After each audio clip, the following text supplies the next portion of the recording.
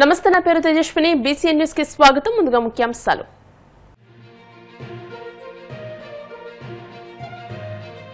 గుడివాడలో స్వర్ణాంధ్ర స్వచ్ఛంద్ర కార్యక్రమంలో పాల్గొన్న సీఎం చంద్రబాబు చెత్త నిర్వహణలో ప్రతి కుటుంబం భాగస్వామ్యం కావాలని సూచన.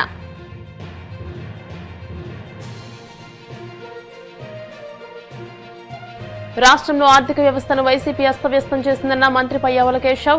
కూటమి పాలనలో మోదీ ఆశీస్సులు, నిర్మల ఆలోచనలతో అభివృద్ధి పరుగులు పెడుతోందని స్పష్టం.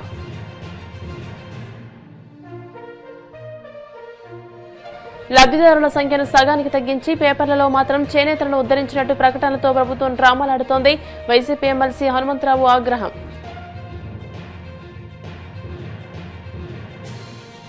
తిరుమల శ్రీవారిని దర్శించుకున్న స్పీకర్ అయ్యన్న పాత్రుడు. ఆలయ మర్యాదలతో స్వాగతం పలికిన అధికారులు. కాలుష్యం మన ఆరోగ్యంపై తీవ్ర ప్రభావం చూపుతోందని సీఎం చంద్రబాబు పేర్కొన్నారు. గుడివాడలో స్వర్ణాంధ్ర స్వచ్ఛంద్ర కార్యక్రమంలో సీఎం పాల్గొని అమృత్ 2.0 AIUDF శిలాఫలకాన్ని ఆవిష్కరించారు. స్వర్ణ పంచాయతీ ఉద్యోగులకు స్వచ్ఛ అవార్డులు అందజేశారు. ఈ సందర్భంగా సీఎం చంద్రబాబు మాట్లాడుతూ చెత్త నిర్వహణలో ప్రతి కుటుంబం భాగస్వామ్యం కావాలని సూచించారు. ఇంట్లోనే తడి, పొడి చెత్తను వేరు చేసుకోవాలని తెలియజేశారు. తడి చెత్తను కంపోస్ట్ గా తయారు చేసుకోవాలని పేర్కొన్నారు. అక్టోబర్ 2వ తేదీ నాటికి చెత్త లేకుండా చేస్తామని చెప్పారు. ఈ నెలలోనే తల్లికి వందనం కింద డబ్బులు వేస్తామని వెల్లడించారు. పట్టిసీమ నిర్మిస్తుంటే చాలా మంది వ్యతిరేకించారని సీఎం వ్యాఖ్యానించారు. 12 నెలల్లో పట్టిసీమ పూర్తి చేసి కృష్ణా డెల్టాకు నీళ్లిచ్చామని అన్నారు. 2027 మార్చి నాటికి పోలవరం పూర్తి చేసి జాతికి అంకితం చేస్తానని తెలియజేశారు. మీ అందరి అభిమానం చూస్తే నేను అనుకున్న దానికంటే ముందే స్వచ్ఛాంధ్ర స్వర్ణాంధ్ర సాధిస్తామనే నమ్మకం నాకు కలిగింది. అందుకు మీ అందరికీ మనస్ఫూర్తిగా ధన్యవాదాలు. రాముగారు, వెనుగండ్ల రాముగారు, స్థానిక శాసనసభ్యులు సమర్థవంతంగా పనిచేస్తున్నాడు. అమెరికా నుంచి వచ్చాడు. అలవాటు పడతాడా లేదా అనుకున్నాం, కానీ చాలా బాగా పనిచేస్తున్నాడు. మనస్ఫూర్తిగా అభినందనలు. ఇప్పుడే గౌరవ ఎంపీ బాలశౌరి గారు వేరే కార్యక్రమం వెళ్ళారు. ఎంపీగా జనసేన పార్టీని సమర్థవంతంగా పనిచేస్తున్నారు. సహచర మంత్రివర్గులు నారాయణ గారు, సుభాష్ గారు, రవీంద్ర గారు, ఇంకో పక్కన మున్సిపల్ అడ్మినిస్ట్రేషన్ సురేష్ కుమార్ గారు, స్వచ్ఛాంధ్ర చైర్మన్ పట్టాభిరామ్ గారు, కలెక్టర్ బాలాజీ గారు, ఇక్కడ ఇద్దరు సాసా బెనిఫిషరీస్ ఉన్నారు. చిన్న అదే మరి కనకదుర్గ కస్తూరి దుర్గ గారు. అందరికీ మనస్ఫూర్తిగా నమస్కారాలు.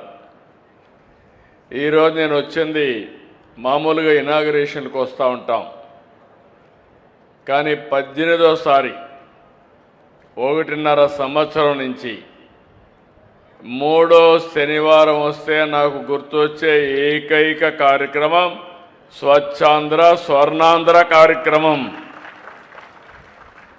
ఇది నా మనసుకు చాలా దగ్గరుండే కార్యక్రమం. ఇది ఒక పవిత్రమైన కార్యక్రమం.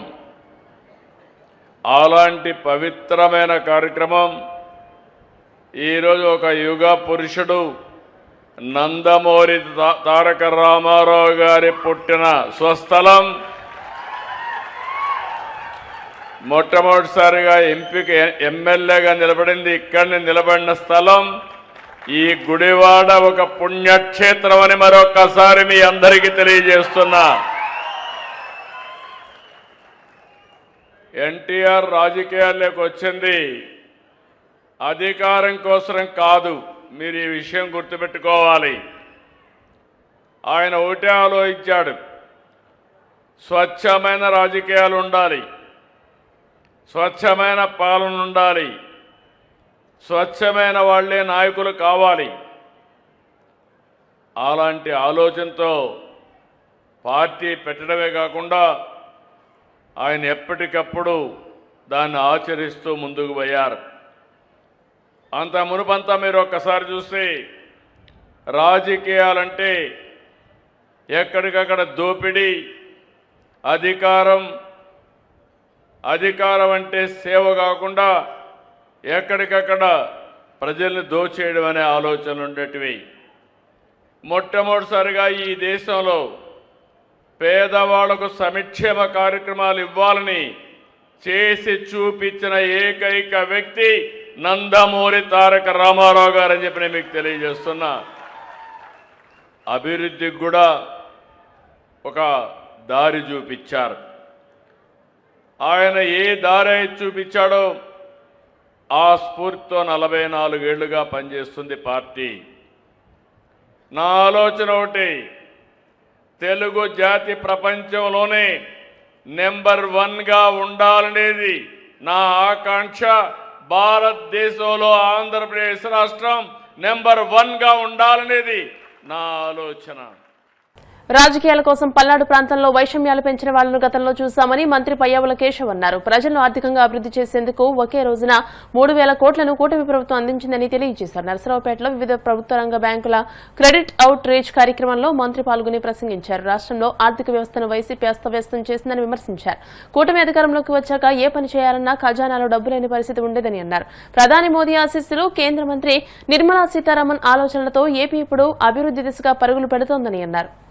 పౌరుషాల పోతుగడ్డ పల్నాడు యుద్ధాలతోటి రాజకీయాలతోటి నలిగిపోయినటువంటి కుటుంబాలు, కుటుంబంలో మనుషుల్ని పోగొట్టుకున్నటువంటి వ్యక్తులు, ఆ వ్యక్తులతో రాజక్రీడను చేసినటువంటి పరిస్థితుల్ని మనం చూసాం.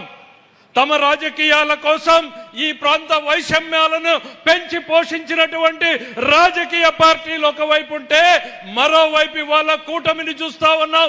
ఈ రాష్ట్రం అభివృద్ధి చెందాలి, ఈ ప్రాంతం అభివృద్ధి చెందాలి, ప్రతి కుటుంబము అభివృద్ధి చెందాలి అని ఢిల్లీ నుంచి గల్లీ దాకా కూడా కళ్ళి మన ముందుకు కదిలొచ్చి ప్రతి కుటుంబానికి లబ్ధి జరిగేలా 1,00,000 కుటుంబాలకు 3,000 కోట్ల రూపాయల్ని అందించేటువంటి ఈ చారిత్రాత్మక కార్యక్రమం అనేటువంటిది నాడు పల్నాడు సీమలో బ్రహ్మనాయుడు ప్రారంభించినటువంటి చాపకూటి సిద్ధాంతాన్ని గుర్తు చేస్తుంది. సామాన్యుడికి సైతం అధికారాన్ని అందించేలా, ఆర్థిక పరిపుష్టిని చేకూర్చేలా చేపట్టినటువంటి ఈ కార్యక్రమం పల్నాడులోనే కాదు, ఈ ఆంధ్ర రాష్ట్ర చరిత్రలోనే ఓ మైలురాయిగా మారుతుంది అన్నటువంటి విషయాన్ని సందర్భంగా గుర్తు చేస్తా ఉన్నాం. మీ అందరికీ ఒకటే గుర్తు చేస్తా ఉన్నాం, డబుల్ ఇంజన్ సర్కార్ రాష్ట్రంలో వారసత్వంగా మనకు వచ్చింది. 9,75,000 కోట్ల అప్పులు, ఉద్యోగుల బకాయిలు చెల్లించకుండా ఆగిపోయినటువంటి బకాయిలు, విద్యార్థుల మధ్యాహ్న భోజనం సైతం బిల్లులు చెల్లించకుండా వదిలేసిపోయి అస్తవ్యస్తంగా ఉన్నటువంటి పరిస్థితుల్లో నరేంద్ర మోడీ గారిని, నారా చంద్రబాబు నాయుడు గారిని, పవన్ కళ్యాణ్ గారిని నమ్మి ఓట్లేసినటువంటి ప్రజలకు మాకొచ్చిన వారసత్వం నుంచి బయటకు ఎలా పోవాలా అని ఆలోచిస్తున్న తరుణంలో కేంద్రంలో ఉన్నటువంటి నరేంద్ర మోడీ గారి ఆశీస్సులతోటి, మరీ ముఖ్యంగా సీతారామన్ గారి ఆలోచనలతోటి ఈ రాష్ట్రం వెంటిలేటర్ నుంచి ఇవాళ నడిచే పరిస్థితికి వచ్చింది. పరుగులు పెట్టేటువంటి పరిస్థితి కూడా తొందరలోనే ఉంది అన్నటువంటి నమ్మకాన్ని ఇవ్వదలుచుకున్నాం. ఈ రాష్ట్ర ఆర్థిక మంత్రిగా నేను ఎప్పుడు చెప్తాను, నాకు ఆదర్శం ఎవరంటే కుటుంబాన్ని గౌరవంగా నడిపేటువంటి తల్లే నాకు ఆదర్శం.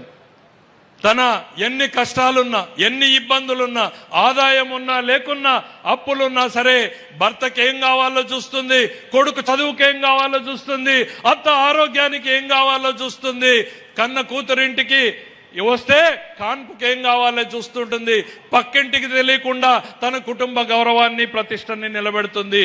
అదే దిశలో ఈరోజు ప్రపంచ ఆర్థిక వ్యవస్థ అతలాకుతలమైపోతున్న, ఇరాన్ యుద్ధంతో యూరోప్ లాంటి దేశాలు సైతం కుప్పకూలిపోతున్న, అమెరికా సైతం నష్టపోతున్నటువంటి పరిస్థితులున్న భారతదేశంలో సగటు కుటుంబానికి నష్టం కలగకుండా చూస్తున్నటువంటి మన నిర్మలా సీతారామన్ గారికి ప్రత్యేకంగా ధన్యవాదాలు తెలియజేసుకుంటా ఉన్నాను నేను ఈ రోజున. గుడివాడలో నిర్వహించిన స్వచ్ఛంద్ర స్వర్ణాంధ్ర కార్యక్రమంలో రాష్ట్రంలోని వివిధ ప్రాంతాల్లో 8 సాలిడ్ వేస్ట్ మేనేజ్మెంట్ ప్లాంట్లను ముఖ్యమంత్రి చంద్రబాబు ప్రారంభించారు. ఈ కార్యక్రమంలో భాగంగా కాకినాడ జిల్లా పెద్దాపురం మున్సిపాలిటీ పరిధిలో 4.06 కోట్లతో సమీకృత ఘన వ్యర్థాల నిర్వహణ కేంద్రాన్ని సీఎం వర్చువల్ గా ప్రారంభించారు. ఈ సందర్భంగా జిల్లా కలెక్టర్ ఎంఎన్ హరేంద్ర ప్రసాద్ మాట్లాడుతూ పెద్దాపురం, సామర్లకోట పట్టణాల పరిధిలో ప్రజల సౌకర్యార్థం పర్యావరణ పరిరక్షణ ధ్యేయంగా పలు భారీ అభివృద్ది పనులకు ముఖ్యమంత్రి సమక్షంలో శ్రీకారం చుట్టడం జరిగిందని అన్నారు.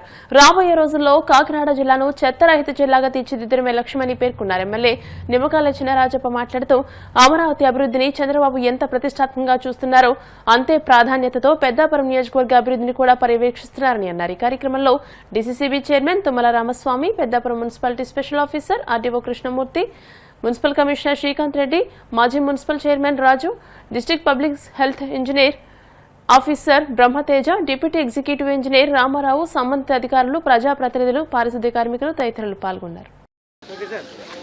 అందరికీ నమస్కారం. ఈరోజు మన పెద్దాపురం నగరంలో integrated solid waste management plant అనేది గౌరవ ముఖ్యమంత్రి వర్యులు చేతుల మీదుగా ప్రారంభించడం జరిగింది. ఈ కార్యక్రమంలో స్థానిక శాసనసభ్యులు మాజీ మంత్రివర్యులు చినరాజప్ప గారు పాల్గొన్నారు. వారితో పాటు డీసీసీబీ చైర్మన్ వర్యులు తుమ్మల బాబు గారు, తర్వాత స్థానిక ప్రజలు, ప్రజాప్రతినిధులు అందరూ కూడా పాల్గొనడం జరిగింది. ఈ ప్లాంట్ ద్వారా ప్రతిరోజు కూడా 40 టన్నులు both dry and wet waste, ఈ చెత్తని డ్రై మరియు వెట్ చెత్తని మనము సేకరిస్తూ దాన్ని ప్రాసెస్ చేయడానికి వీలు పడుతుంది. గతంలో ఇవన్నీ కూడా తీసుకువచ్చి ఒక గుంపుగా వేసేసి లెగసీ వేస్ట్ మనము పెంచుకునే వాళ్ళం. అది నేలలో కలిసిపోవడం, అదేవిధంగా గాలిలో కంపు రావడం, ఇదంతా కూడా మనము చూసేవాళ్ళం. దాన్ని అడ్డుకట్టే విధంగా ఈరోజు ఈ చక్కటి కార్యక్రమం మనము ప్రారంభించడం జరిగింది. దాదాపు 4.06 కోట్ల వ్యాయంతో ప్రతిరోజు కూడా 40 టన్నులు కెపాసిటీ ప్రాసెస్ చేసే విధంగా ఈ ప్లాంట్ అనేది ఏర్పాటు చేసుకున్నాము. ప్రస్తుతం మన నగరంలో దాదాపు 25 టన్నులు చెత్త మనం సేకరిస్తున్నాము. ఇప్పుడే ఉన్న చెత్తనే కాకుండా భవిష్యత్తులో జనాభా పెరిగితే కూడా దాన్ని కూడా పరిగణలో తీసుకొని 40 టన్నుల కెపాసిటీ గౌరవ ముఖ్యమంత్రి వాళ్ళ ఆదేశాల మేరకు, ఉప ముఖ్యమంత్రి ఒక ఆదేశాల మేరకు మనం చేపట్టడం జరిగింది. ఎప్పుడు నిరంతరం ఒక స్వచ్ఛాంధ్ర సాధించాలనే ఉద్దేశంతో కృషి చేస్తున్న గౌరవ ముఖ్యమంత్రి వర్యులకు, అదేవిధంగా దానికి సహాయ సహకారం అందిస్తున్న ఉప ముఖ్యమంత్రి వర్యులకు కూడా ఈ సందర్భంగా ధన్యవాదాలు తెలియజేస్తూ, ఇంతే కాకుండా మన సామర్లకోటలో జిందాల్ వారి కంపెనీ వారి ద్వారా 450 కోట్ల వ్యాయంతో వేస్ట్ ఎనర్జీ ప్లాంట్ అనేది ప్రారంభించడం జరిగింది. అవి కూడా మాది కూడా మన స్థానిక శాసనసభ్యుల వారు ఒక సహకారంతో, కృషితో ఆ ప్లాంట్ మన పెద్దాపురం నియోజకవర్గం తీసుకురావడం జరిగింది. చంద్రబాబు నాయుడు గారు మరి వర్చువల్గా మరి ఇక్కడ పెద్దాపురంలోని 4 కోట్ల రూపాయలతో వేస్ట్ మేనేజ్మెంట్ ప్లాన్ని ఓపెన్ చేశారు. మరి ఇది కాకుండా పెద్దాపురంలోనే జిల్లాకు సంబంధించింది 450 కోట్లు, అది కూడా పని వేగంగా జరుగుతుంది. అలాగే ఇది కాకుండా ఇలా సామర్లకోట కూడా 4 కోట్ల రూపాయలతో మరి అది కూడా శాంక్షన్ అయింది. అది కూడా పని ప్రారంభించడం. వేరే ఇంకో శంకుస్థాపన చేసాం. పెద్దాపురం, సామర్లకోట రెండింటికి కూడా డైరెక్ట్గా ఏలేళ్ళ నుంచి మంచినీళ్ళు ప్రజలకు అందించే విధంగా సామర్లకోట పెద్దాపురానికి 35 కోట్లు, సామర్లకోట 35 కోట్లు, పెద్దాపురం 35 కోట్లు మళ్ళీ శంకుస్థాపన చేసాం. అది కూడా 6 months పని పూర్తి చేసే విధంగా చేరింది. అంటే అంత వేగంగా అభివృద్ధి చెందుతాయి పెద్దాపురం. మన చంద్రబాబు గారు వచ్చారు, ఆ కొండ మీదకి వెళ్ళాడు, ఆ ప్లాన్ చూశాడు, చూశాడు అంత వర్క్ జరుగుతుందా? ఏం మాట్లాడతాడు? డెవలప్మెంట్ జరిగిపోతుంది. ఇలా జగన్మోహన్ రెడ్డి గారు ఎలాగా అమరావతి జరిగిపోతుంది చూస్తున్నాడు, ఈయన కూడా పెద్దాపురం డెవలప్మెంట్ అది చూస్తుంది. ఎందుకంటే అంతకంటే చంద్రబాబు నాయుడు గారు చెప్పారు, చంద్రబాబు నాయుడు బ్రహ్మాండంగా బాగా చెప్పి ప్రాజెక్టు. ఇప్పుడు కాసేపు ప్రకటనలు.